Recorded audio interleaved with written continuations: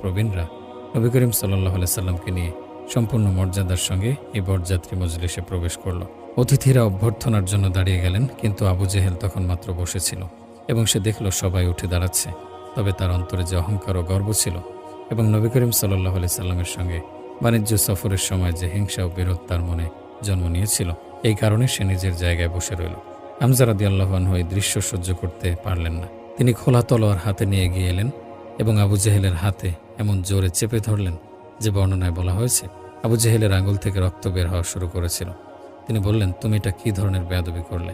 আমার ভাতিজা আসছে, মক্কার সব গোত্র প্রধানরা দাঁড়িয়ে গেছে, আর তুমি এভাবে বসে রয়েছ? তোমাকে দাঁড়াতে হবে। যন্ত্রণার তীব্রতায় কাতর হয়ে আবু জেহেল দাঁড়িয়ে গেল। আবু তালেব এই দৃশ্য দেখে বললেন, হামজা, এটা বিয়ের অনুষ্ঠান, মেহমানরা এসেছেন, এ সময় কোনো বিবাদ করো না। হামজা রাদিয়াল্লাহু আনহু আবু জেহেলকে শাস্তি দিতে চেয়েছিলেন, তার ভাই আবু তালেবের কথায় ফেরত এলেন।